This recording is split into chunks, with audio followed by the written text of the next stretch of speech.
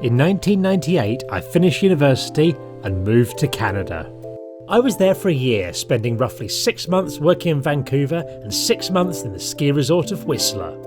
In March, to mark the 20th anniversary of living there, a group of us from all across the world returned for a reunion, and I thought it'd be a great opportunity to make a travel guide vlog type thing on two of my favourite places on earth. So sit back, open up a can of coconut lager and enjoy this epic documentary charting this most delightful of midlife crises.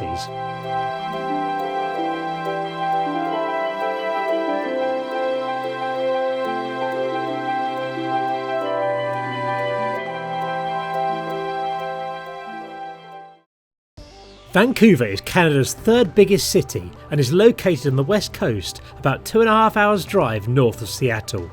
It has great transport links with ferries and train options, but chances are you're going to be arriving by magical flying bus, or aeroplane as it's more commonly known, and land at Vancouver International Airport to the south of the city.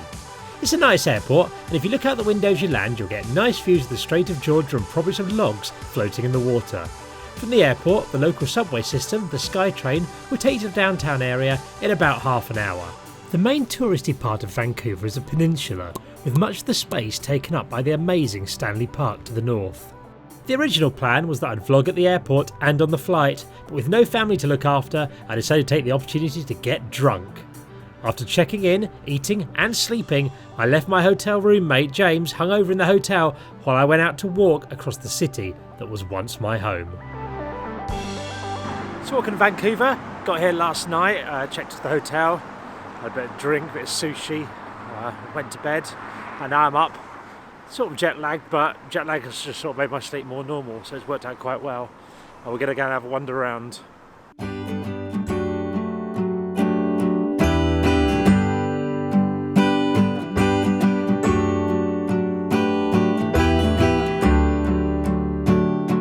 One of a few beaches in downtown Vancouver, and it's lovely. You can dip your feet in the water and it's a bit warmer, enjoy yourself. In fact, in about April time, when it's still snowy but starting to get warm, if you get a nice day, you go skiing up on Grouse Mountain in the morning and then head down here and have a little swim in the sea in the afternoon. It's a great place for being outside. I love it. So we got a day here before we go to Whistler, but it's a day I've done quite a lot. People came to visit me when I was out there, if you wanted to fit a lot in one day. And this is my advice for one day in Vancouver. So in the morning, get up early and take a stroll down downtown and just pick a side, get on the coast, get by the water and just take a stroll up. If you've got time, around Stanley Park and back. If not, just a quick dip into Stanley Park and then head back out the other side. It's beautiful, love it. How relaxing is the sea, by the way? It's brilliant. Isn't it that sound? Just have a little listen.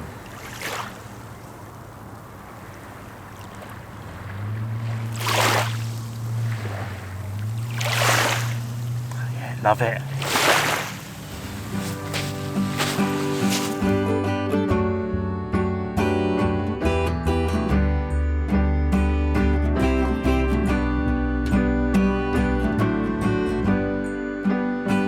Love English Bay.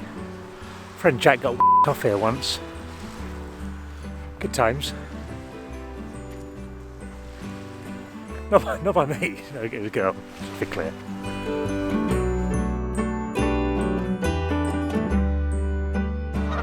Well, Vancouver is one of the most beautiful places I've ever been to. Alright geese, calm down. Come on geese, wind it in. Now Vancouver is one of the most beautiful places I've ever been to, but it's a more sort of natural beauty. There's like the mountains and the sea and all the natural surroundings. There's not really any big sort of landmarks like the Tower of London or the Eiffel Tower or things like that you get in other cities. But, I don't know, well actually there's a clock. There's a clock in Gastown, a gas-powered clock. People like, that's rubbish, we'll give that a miss. But Stanley Park's, I guess, the most sort of famous thing from here. Like half the downtown area is just a big park. It's beautiful. If you've got a lot of time, you can have a little wander around the edge, walk around the seawalk. I can't remember how far it is. I'll probably put it in some kind of graphics underneath or something once I've done my research. But it takes a bit of time to get all the way around, but it's lovely. Or you can just wander around. There's some totem poles in there that are pretty, but it's just a nice place to wander around and just enjoy. Do it.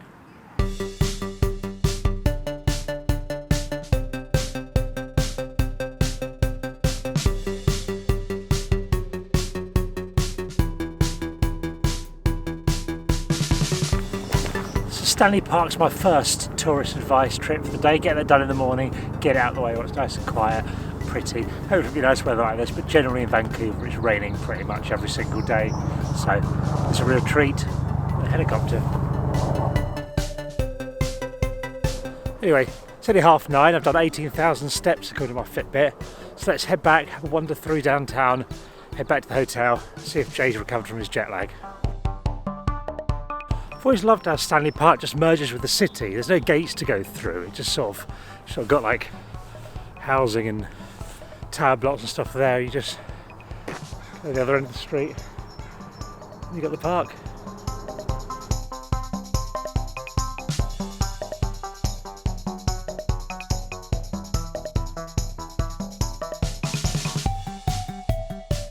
I used to live here, Cardero Street, that little flat up there. I shared a room here with my friend Jack. We sublet a room from a guy called Steph, a French guy we knew. It was good fun. Stories about him, we'll tell that another time. Always when we lived together thinking that Jack was the person most similar to me in the world. We had the same sort of views, morals, we liked the same stuff, similar sense of humour and all that stuff. And it was a really great time. In about 2005, Jack went hill walking in Spain and fell off a cliff and died. And it was the saddest I've ever been. It's really weird being here.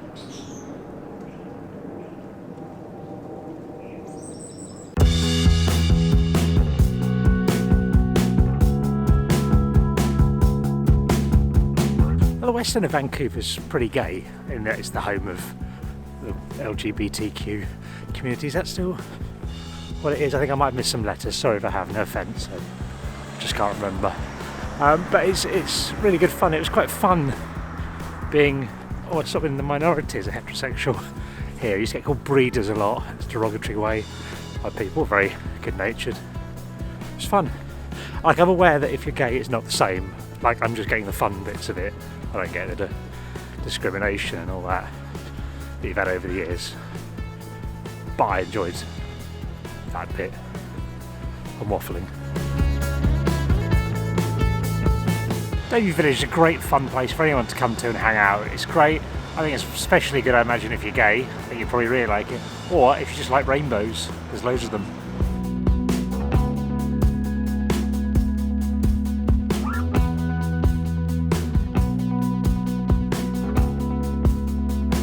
So I met with Jay. He's been in the hotel being sick. It's not because of drinking though. It's food poisoning, isn't it? Dirty glass. Yeah, suspicious of that claim. Or hygiene on Air Canada. Yeah, definitely blaming Air Canada and not the massive drinking session on the flight. But anyway, onwards and upwards. We're going to go get a ferry over to Granville Island, which is, I think, my favourite of the touristy type things to do in Vancouver because it's very pleasant and there's lots of good food. Let's go. It's a bit like Borough Market in London, but in a sort of island peninsula type thing. Anyway, you can walk there. We're going to get a ferry, which is fun.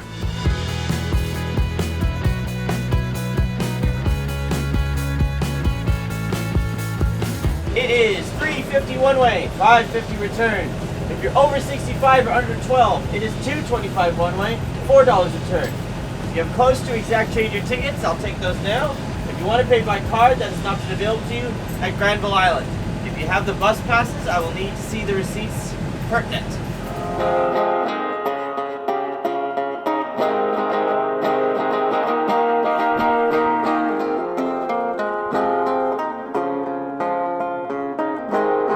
Granville Island's a collection of old buildings. It was an industrial thing built, I'm going to say 1900-ish or something, and they've never updated the buildings. It's all the original things.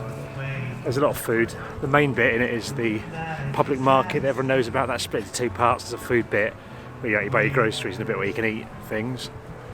There's theatres, bars, restaurants. It's a really nice place to go, particularly on a sunny day like today. It's been my first Granville Island food purchase. Got a battered oyster. Never had a battered oyster before, but I like oysters and I like batter, so I can't imagine it's not going to be great.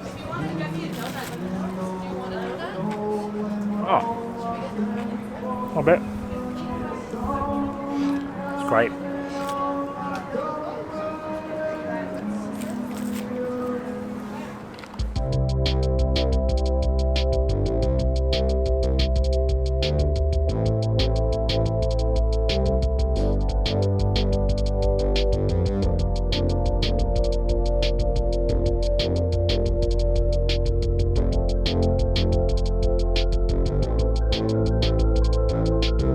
Had a lovely time knocking around Granville Island market. Very pleasant, nice bit of poutine. Now we met with our friends Wayno and Jen. So we're going to go and get some drinks in Brewery Creek. Basically a place with loads of breweries. So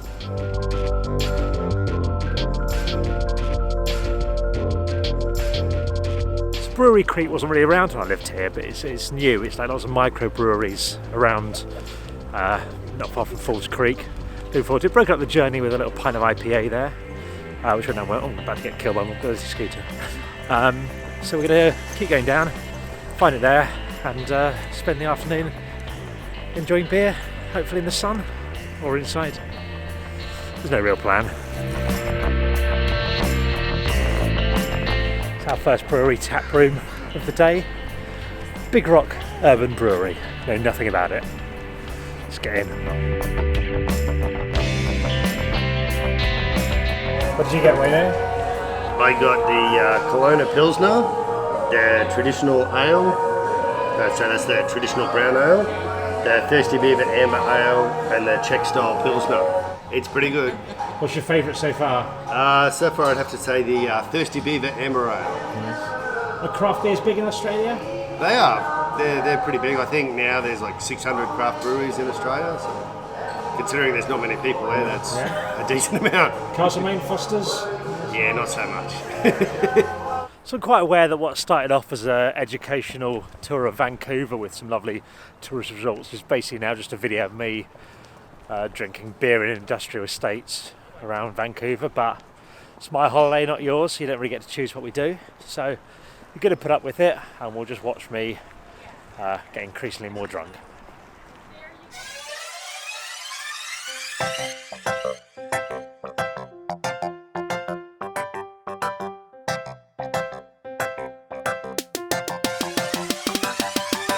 Right, 2 tap rooms done, we're on to the next one, all going very well. We're slightly aware that we need to get into town to watch the Canucks game tonight at 7.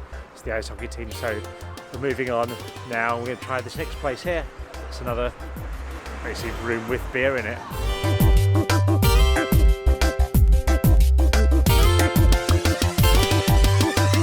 So we knocked out 3 tap rooms so far, and quite frankly I'm having a brilliant time. I think, big step there. I think this is going to be our last one before we head into town to watch the hockey game. Go Canucks! I like this efficiency of the way they've got this whole queue and then computers and then picking up at the end. It's a really efficient bar. Are you back in, Jay? Are you back drinking? Testing the water. How do you feel? Apprehensive. James, you're back on the booze. How are you feeling? One sip in, so far so good. So we're in Brew Hall. I think this might be our last tap room. I think we need to then get back in, drop the stuff at the hotel. I'm going to drop you off as well because you can't come out all night. It's not really fair. We're going to go watch the Canucks game, and our friends Dan and Mike are going to turn up as well and join us. And a little boozy evening, and then tomorrow it's Whistler. Well, tell us about the SkyTrain. What's your knowledge? The SkyTrain it's a driverless train, and it goes through the sky. It is truly amazing. Up in the clouds, we are right there. We're now heading down towards waterfront. We'll be there very shortly. Unfortunately, we are going to disembark before we reach that climax, but for now, we'll drift through the clouds. Hang on, I should probably explain who some of these people are. This is Wayno. Wayno's Australian and one of the purest, loveliest men I've ever met. We used to work together in Whistler 20 years ago, and I can prove this because in a time before camera phones and YouTube, Wayno had a video camera. Look, here's some footage he has of me, semi-naked, as proof. Anyway, here's what happened for the rest of the evening. We went to Score on Davy, a sports bar which serves mental Caesars, basically Canadian Bloody Marys, but with food on top. The Canucks lost. We went back to the hotel to meet Mike and Ginger Dan, who just arrived, had a drink with them in the Winking Judge pub by the hotel, then went to bed. Now, coming up after the break, we jump on a bus and head up to Whistler. Or, if you've got an ad blocker, it's coming up now.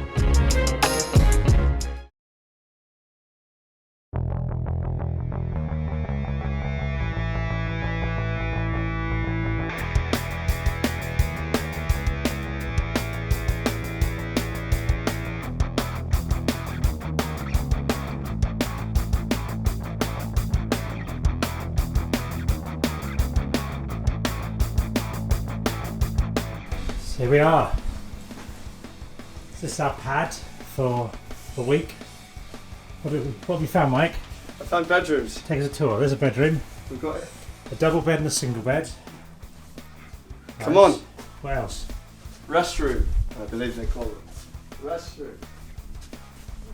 Oh, same again. Double and a single. There really is a hierarchy here. What do you think, Mike? I think it's amazing. Well done, Bob. Let's go look at the balcony. A lounge area for sitting. Beautiful stuff. Oh, look, some stalactites. Some icicles. Some particularly good icicles on that side. What do you think, guys? Well done, Bob. Awesome. Great job. Great job. What makes a good holiday accommodation, Dan? I always like to find a barbecue on the balcony. I always think that's good. Yeah. I find getting the double bed is also quite We need to work out a way to decide this, don't we? Yeah, I'm sure we'll find a way. Okay, so we're here for the room deciding game. There's basically two rooms, one with a nice big double bed and one with a small child's or dog bed. So what we've done, I've got 4 of my bank cards, kind of a big deal. And what we're going to do is pick cards, and the last 2 digits, whoever gets the highest last 2 digits, gets to pick first room. We go down in order of that. So, first of all, Ginger Dan, would you like to pick a bank card? Oh, that one. Jay might have like inside financial knowledge of the banking system. I'm not doing any. I won't do a reveal just Okay. yet. Can we not show my bank cards to the Have camera as a well? card counter. Okay. Gentlemen, what are the last 2 numbers on your card? Mine are 5-3. That's what mine is. 5-3 as well, so this is a game. Okay, let's do the last 4 numbers then. Okay. 3-3-5. I got 6717. I should not have said that at all, because mine's dreadful. I'm extremely pleased with how this game has developed because it's Why did I say that? Mine literally ends 1-1-5-3. 8003. Winner. Basically, I've got ranked dog bed somewhere. Are you third? Yes. So you get to choose which room you want to go in. This is the real bit. No, it's going to sell out. No, this is a good bit, because the others have just picked the best beds. Now you've got to pick which person you want to share a room bed with. Are they both the same? That's the worst one. Oh, Jay, happy roommate. Happy roommate, Bob. Mike, Exciting what's our times. love then? We're going to make sweet love in this giant bed. So are we sharing the big bed, or am I actually picking the dog bed? I think you've got a choice. I think you can decide at the time. I think you just do whatever your mood takes you. Maybe I start in dog bed and see how it goes. And maybe work your way up to big bed if you behave well. There's my new skis, very excited by them. Behold, carrying case. Couple of poles, new poles. Need poles from your ski for a child. Here, without wrecking the apartment. Skis.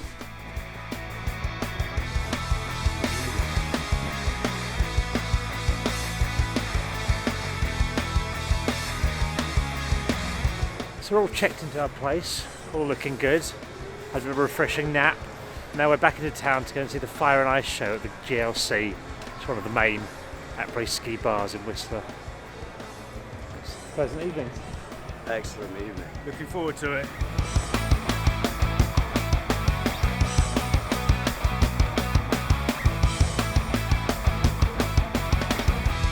The Fire and Ice show takes place most Sundays during the ski season at the foot of Whistler Mountain and is a pleasant way to spend an evening. A pro tip is to book a table at the Garibaldi Lift Company, or GLC as it's known, which is exactly what we did. Afterwards, you can head inside to watch amazing local band The Hare Farmers, who have been around Whistler since the beginning of time. As we now had all 11 members of our group together, we decided to do exactly that and had an amazing, cultured evening discussing politics and our favourite classical French literature.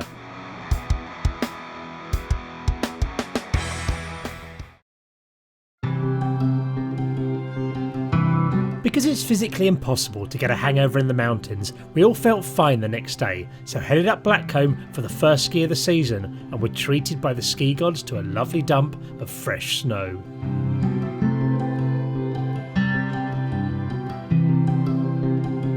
Should went through a black gladed run up there. It's fun, but Wayne's not come out. I'm slightly concerned he might have died.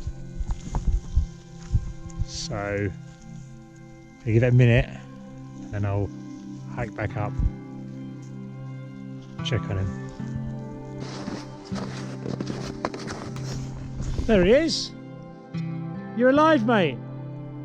Pretty glad I didn't hike up. I wouldn't have minded if I'd found his corpse, but if I got up there and he was just fine, I'd be quite annoyed. Quite tiring walking uphill. Beautiful, isn't it? How's that?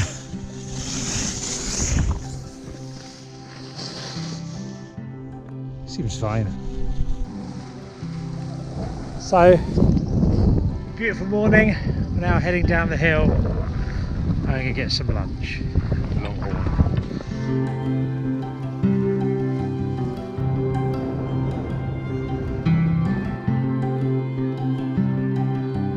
After lunch, a heated argument broke out amongst the group, with my friends keen to get the coveted title of second AD on this holiday movie. The whole point of this is that I get to be second AD because I'm really bad in front of the camera. You get to be second AD because of my incredible understanding of shots and angles. Okay. Then we went to check out the Rendezvous restaurant where I worked 20 years ago.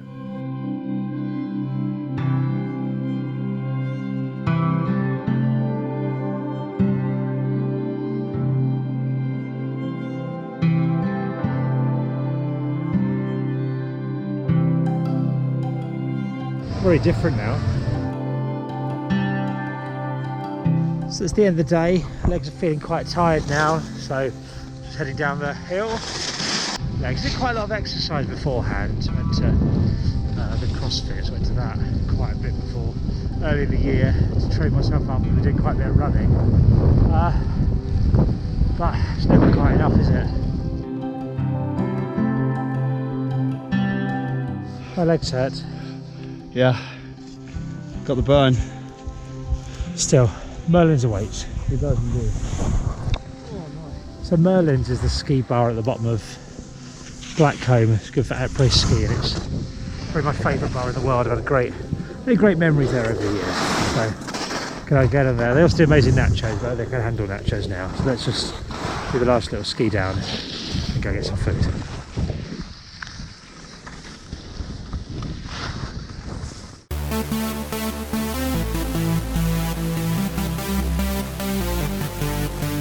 So a couple of quick drinks there, Merlin's, a few chicken wings.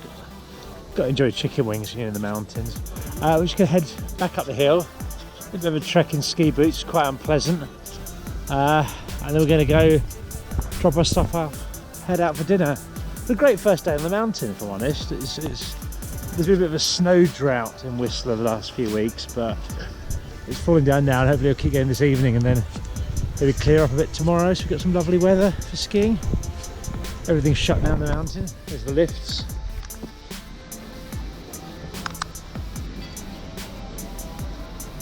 There you go. All closed. Come and relax, enjoy yourself. I'd recommend to anyone who thinks about maybe they might go and live in a mountain for a bit to do it. It's brilliant. It's great living in a ski resort with a nice community. I'm not sure I'd do it forever, but I certainly love the year I spent here. Yeah, it was great to be back. That was good, right? So when I lived in Canada, Mike came, basically lived on my sofa for about 3 months. Is that correct? I was basically homeless on a ski resort. There are worse places to be homeless. It was great, very lovely having him here. But it just seemed weird now looking back at the time. Like, I don't think now you just turn up at someone's house for 3 months and not leave. And not pay rent. Yeah, but at the time it seemed fine, and it was fine. Everything's fine. They're happy days. This is where we're staying, Aspens on Blackcomb. I used to pass this every day to work when I came down to get the lift up. And I'm thinking, wow, this place on the mountain, you have to be so rich to live here. It turns out you don't, you just have to be prepared to share a room with 4 guys and sleep in a dog bed. Hot tub.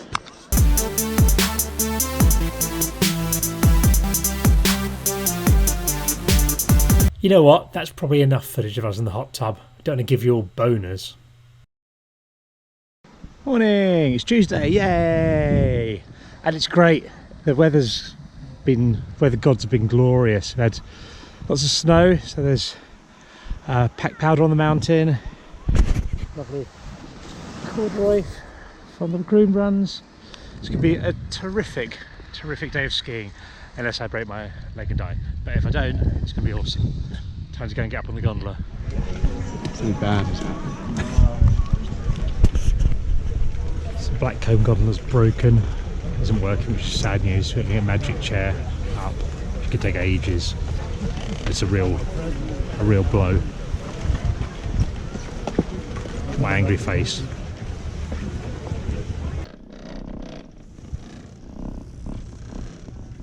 Quite an annoyingly large queue, so I think I'm going to try going down to the bottom of Whistler village and heading up instead.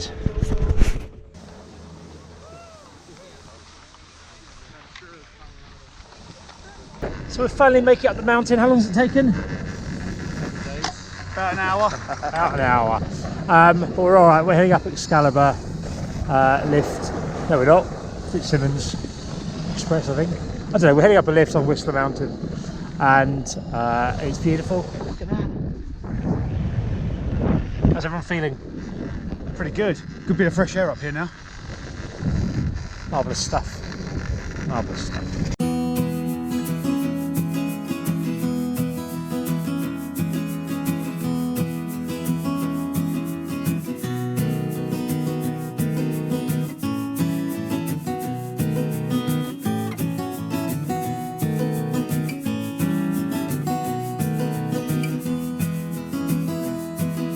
Never really got in for lip balm because I worry that I think once you start lip balm, you can't stop lip balm. Really? I think it rips away. No, I think there's some facts to this. I think it eats away at the lip covering, and you have to then keep using lip balm. Whereas if you never use lip balm, you never need lip balm. Oh, Discuss. Well, that's probably. I mean, you may have a theory there. I've never actually experienced that, but yeah, I find the lip balm is quite useful. I've noticed quite quickly I'm getting cracked lips, and I'm finding that because of all the fun we're having and the smiling that's happening, it's not going to be too long before I absolutely destroy my lips. So so this is really helping me out actually whilst up the mountain.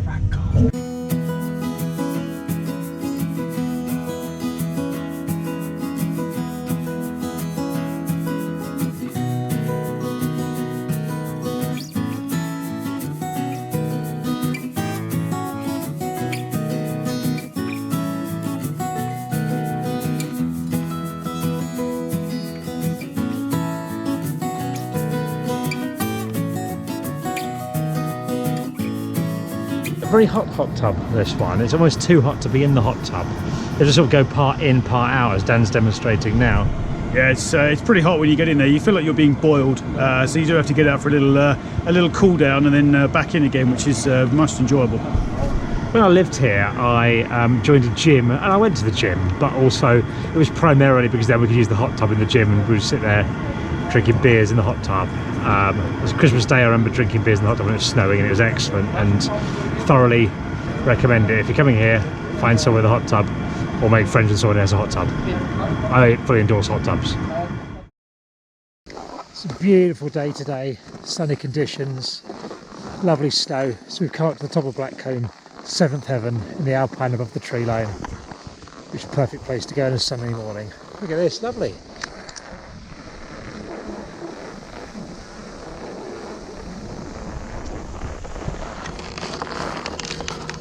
What do you think, Mike? Later in the week? Doable, totally doable. Challenging, very challenging, but doable. I don't want to go too close. It's quite terrifying.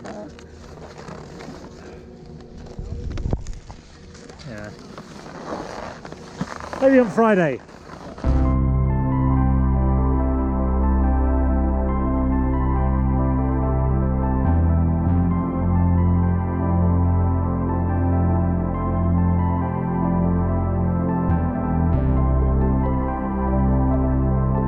skiing holiday is definitely my favourite type of holiday. I always think I want to go to a beach and read books and just chill out in front of a pool. When you actually do it, I know you only read books for about 2 hours, then you're quite bored of reading books, aren't you? So yeah, I like it here, a bit of exercise, a bit of other stuff. Middle-aged men climbing all over you. Right? Yeah.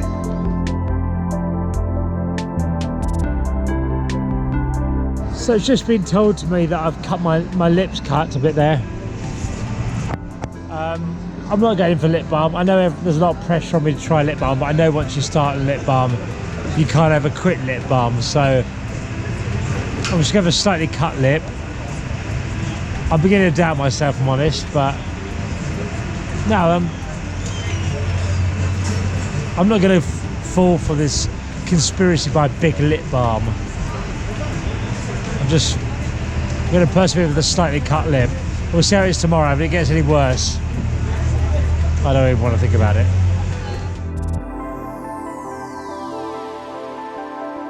There's three main hubs at the bottom of Whistler and Blackcomb. There's Upper Village where we're staying, which is where Blackcomb Day Lodge is, and if you just went straight down the mountain, you'd end up. That's a sort of smaller place. And then there's the main Whistler Village, which is where we are now, which is walking down into Village North. It's bigger than a lot of European ski towns. It's a lot. There's a lot more to it, I think. Lots of familiar shops, lots of independent places. And I don't think you'd have to necessarily ski or board to have a good time here. There's lots going on. So in 2010, Vancouver held the Winter Olympics, and a lot of the events were held up here in Whistler, like the sliding stuff and the skiing. And so this is the Olympic Plaza, where they had the medal ceremonies every evening, the presentations and all that malarkey. Pop down there and have a look around if you're here. Pleasant now. Spacious. It's Thursday. I didn't sleep very well last night in the dog bed. A bit tired. And today's the big day. We've got a friend coming to visit us from Vancouver popping up, and we're going to go out to the sort of 80s retro night at Tommy's nightclub. That's the plan anyway. Après-ski. We're also going to do a lot of nacho eating, trying to solve the age-old question of whether Dusty's in Whistler Creekside or Merlin's, but Upper Village on Blackcomb has the best nachos. My money's on Merlin's, but we'll see. I'll go to a vote or something. And I'm probably have to go sleep in the woods somewhere. I'm tired. Although we've been here with a big group all week, we haven't really managed to ski together, but we're going to do that now. We're going to meet at the Roundhouse Restaurant at 9 AM was the plan, but I think we missed that. We're going to meet there very soon, and we're all going to hang out together and have a nice fun group ski for the first time, because the Aussies go home tomorrow. It's gone quick.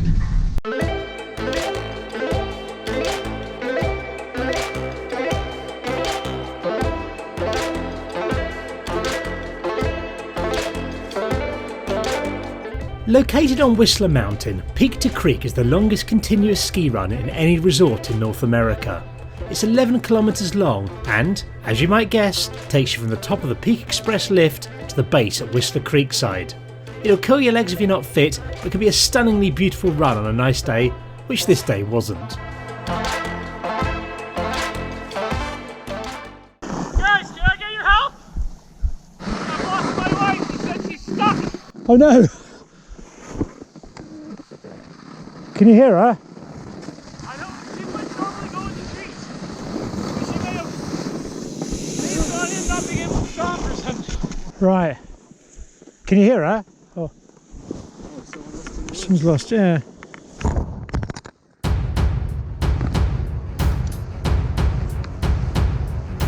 As a man who has a wife, this stranger's desperate plea resonated with me. One thing was clear. Whistler Mountain needed a hero. With no thought for my own personal safety or for my desire to eat nachos at the bottom of the mountain, I bravely hiked up piste in search of the missing, potentially dead wife. She's got high, I think, isn't she?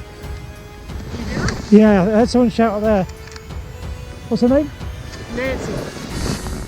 Nancy! Immediately I grasped the severity of the situation. We had mere minutes to find Nancy, or she would undoubtedly die.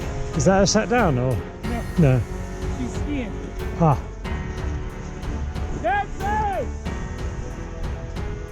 With the conditions worsening, I was involved in an almighty tussle with my mind. If I failed, I would leave my wife a widow, my children without a father. Well, at least until Bev shacks up with some bloke off of Tinder.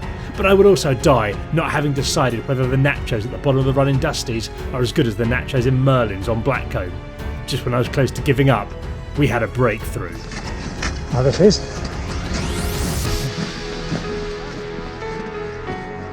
Okay, let's get you out. Okay, do you want to pass with your skis? Oh. That's alright. Bravely, I plunged myself into the snowdrift, saving Nancy's skis as some kind of rescue appetizer before I tuck into the main course. Wait, that sounds a bit like I'm going to murder and eat Nancy. That's not what it's about. Outwardly, I may have appeared to be laughing nervously, but I knew the seriousness of the situation. My message to Nancy was clear. Take my hand if you want to live. Take your hand.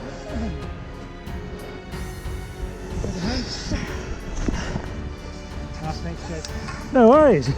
You guys okay now? Yeah, we're good. Alright, have fun. Nancy was saved and I, and to a lesser extent Ginger Dan, were heroes.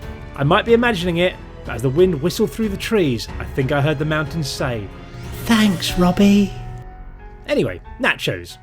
There are two mountains in the resort of Whistler, Whistler and Blackcomb. Whistler Village is located at the base of each mountain, so you can get a lift up either. Upper Village has the Blackcomb gondola, that's where we're staying. It's only a 10-minute walk from Whistler Village, you can still access the best bars, shops and restaurants. Creekside, on the other hand, is a bus ride away from Whistler Village and there isn't much going on there, so unless you're planning on staying in your apartment or trip, you probably want to avoid it as a place to stay. In recent years, there's been some debate amongst my friends over whether Dusty's awful, pathetic nachos are as good as Merlin's amazing nachos, which scholars believe might have been first layered by Christ himself. But I'm not biased, so let's go. Dusty's first. We visited at lunch and went with the optional pulled pork topping, but it was overkill, too heavy and wet, with the barbecue sauce overpowering the flavours of the cheese and jalapenos. What's everyone make of the nachos? Thoughts?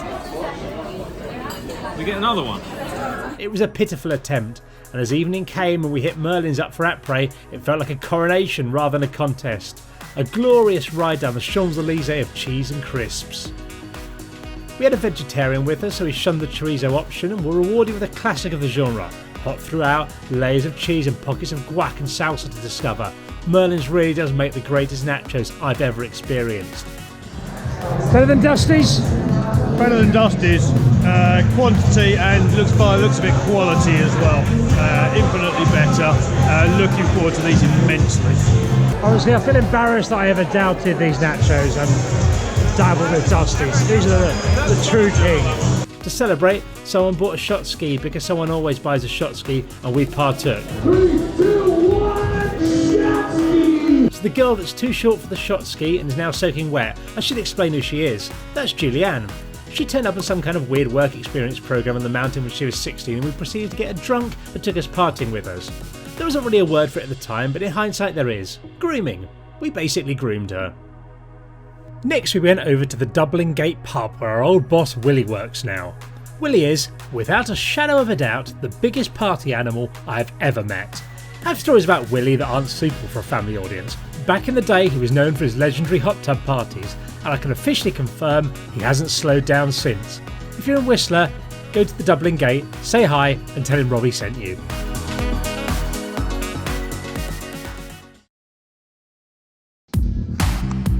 So here we are on Blackcomb Mountain. It's Friday and we're at the GMC Race Centre.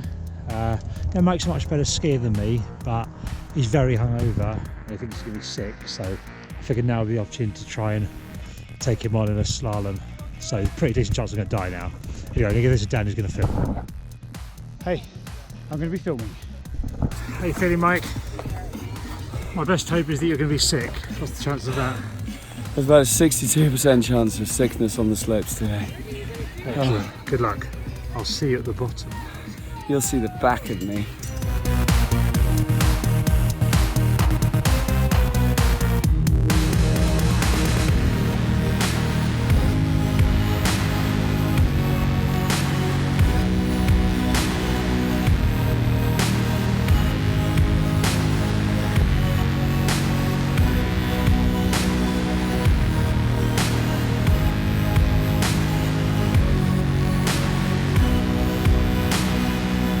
Right, good racing.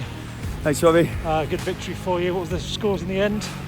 I won by 6/10 of a second there. I came in about 23 seconds, 23 and a bit. You came in just over 24. I'm just pleased all the training's paid off. And I'd like to thank everyone who stood by me all this time. This is Mike's last day up on the slopes, so we stayed up to as late as we can. All the lifts are now closed. There's pretty much no one here. It's absolutely beautiful. We have a very leisurely last run down the mountain. Brilliant.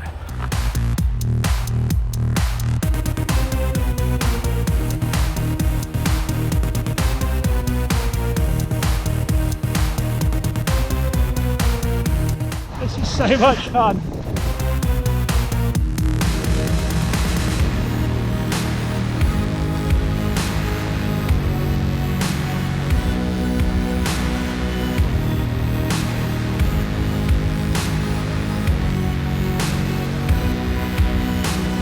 As Mike and Dan were leaving the following morning, we went for a posh meal and drank wine instead of beer, like we're Andrew Lloyd Webber or something. Then we went to bed in preparation for my final day of skiing.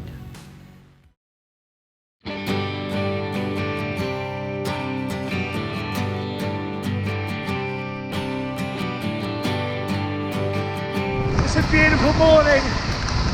We're up early. There's no one here.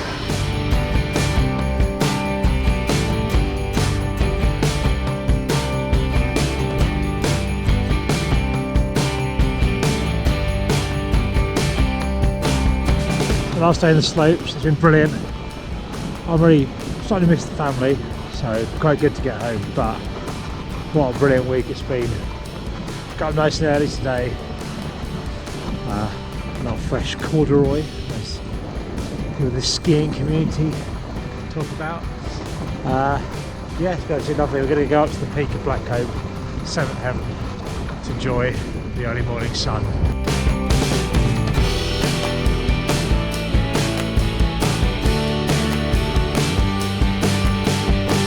This is the start of the Dave Murray downhill that was the Olympic venue in 2010 for the men's downhill, slalom, giant slalom, super G, some combined as well, I think. It's great, it's really lovely, it's quite often groomed, it's a really lovely wide black run. It's about 3 kilometres long, I think. Takes you down to the basic creek side. It's a lot of fun. I could do it now, but again, I'm probably not going to film. I'll film the first bit. Okay, here we go, this is it, and we're off. And Robbie is very slowly going down, men's downhill, the first man to do it in over 20 minutes. Marvellous stuff. All this Jay, we try and spray him with snow maybe. Let's have a look, see if we do this. We do this, we've got this, we've got this, we've got this, we've got this, we've got this, we've got this, we've got this. Yeah, just turn the camera. And what better way to end a holiday video by covering your friend in snow on an Olympic downhill race course. It was an incredible week and I can't wait for the next reunion. 30 years seems too far away. 25 years is a thing, right? Quarter of a century? People celebrate that, right? God, I love it when I do that.